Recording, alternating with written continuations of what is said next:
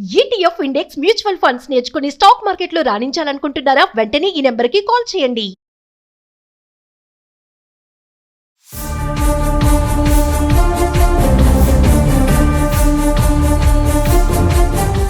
నమస్తే, welcome back to Suman TV. Present మనతో పాటు ఉన్నారు అనలిస్ట్ మందర్ కృష్ణారెడ్డి గారు. నమస్తే సార్. నమస్తే అమ్మా. సార్, గోల్డ్ ప్రైసెస్ గురించి మనం మాట్లాడుకుంటున్నాం. అది చూస్తూ ఉండగానే 1,06,000 అయితే వచ్చేసింది. ట్రంప్ 50% టారిఫ్ ఎఫెక్ట్ ఉంటుందంటారా?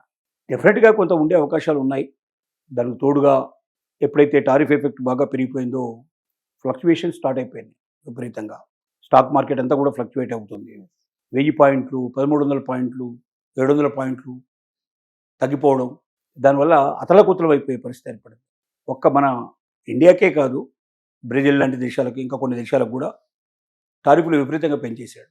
అంటే దీనికి కరెక్ట్ కారణం ఇదని చెప్పడం చాలా కష్టం. ఒకటి ఏంటంటే, మనకు తెలుస్తున్న కారణం ఏమిటంటే, రష్యా నుంచి ఆయిల్ కొనటం వల్ల భారతదేశం చాలా లాభపడుతుంది. ప్రపంచంలో ఏ దేశం సప్లై చేయనంత తక్కువ రేట్లో ఆయిల్ సప్లై చేస్తుంది. భారతదేశ అవసరాలకే కాకుండా భారతదేశంలో క్రూడ్ ఆయిల్ తీస్తారు. అక్కడ నుంచి రష్యా నుంచి క్రూడ్ ఆయిల్ తీసుకొచ్చి ఇక్కడ అది రిఫైన్ చేసేసి ఆ క్రూడ్లోంచి వచ్చేటువంటి అనేక రకాలైనటువంటి పెట్రోలియం ఉత్పత్తుల్ని ప్రపంచంలో చాలా దేశాలకి సప్లై చేయడం జరుగుతుంది. అంటే దీని మీద మనకు విదేశీ మార్గ ద్రవ్యం విపరీతంగా వస్తుంది. ఇది పెద్ద బిజినెస్ అయిపోయింది. ఒక రకంగా చెప్పాలంటే, ఇతర దేశాల నుంచి ఏ వస్తువుకు ఇంత డబ్బు మనం ఆదా చేసే అవకాశం లేదు, ఇంత తిరిగి ఎక్స్పోర్ట్ చేయడానికి అవకాశం లేదు. దీనివల్ల భారతదేశం రోజు రోజుకు బలపడుతుంది.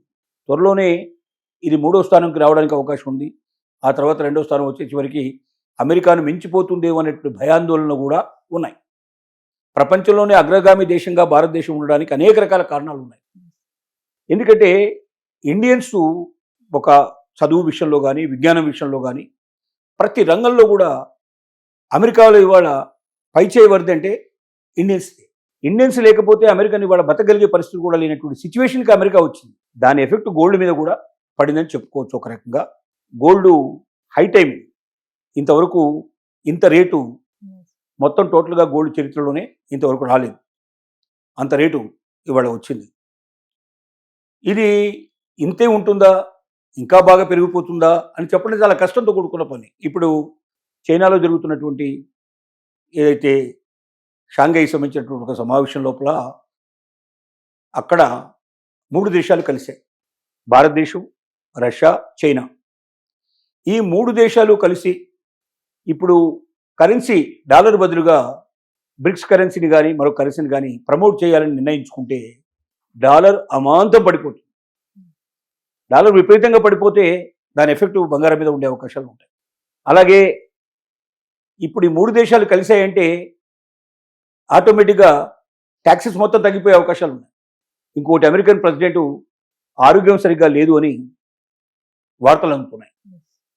వైస్ ప్రెసిడెంట్ అవసరమైతే నేనే ప్రెసిడెంట్గా వ్యవహరిస్తానని కూడా ప్రకటించడం జరిగింది, స్టేట్మెంట్ ఇవ్వడం జరిగింది. ఈ కారణాలు కూడా కొంత పనిచేసే అవకాశాలు ఉన్నాయి. ఎందుకంటే ఒకవేళ ట్రంప్ వ్యవహార శైలి సరిగ్గా లేదు కాబట్టి, ట్రంప్ ఒకవేళ అనారోగ్య పరిస్థితుల్లో పక్కకు తప్పుకుంటే వైస్ ప్రెసిడెంటే ప్రెసిడెంట్ అయితే ఆయన మన ఆంధ్రప్రదేశ్ అల్లుడు. వైస్ ప్రెసిడెంట్ భార్య ఆంధ్రప్రదేశ్ కోనసీమ అమ్మాయి. ఇక్కడ నుంచి వెళ్ళి అక్కడ సెటిల్ అయిపోయి అక్కడ వైస్ ప్రెసిడెంట్ మ్యారేజ్, అంటే వైస్ ప్రెసిడెంట్ కాకముందే ఆయన మ్యారేజ్ చేసుకుంది.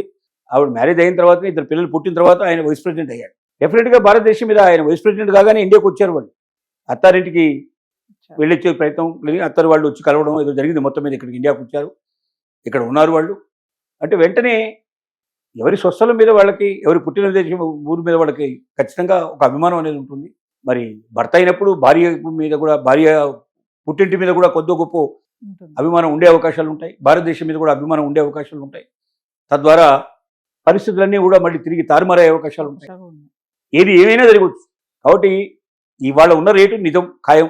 పెరిగే అవకాశాలు ఉన్నాయంటే ఒకవైపు కనబడుతున్నాయి, కొంత పెరిగే అవకాశాలు కనబడుతున్నాయి. తగ్గే అవకాశాలు ఉన్నాయంటే దానికి కూడా పాసిబిలిటీస్ కనబడుతున్నాయి.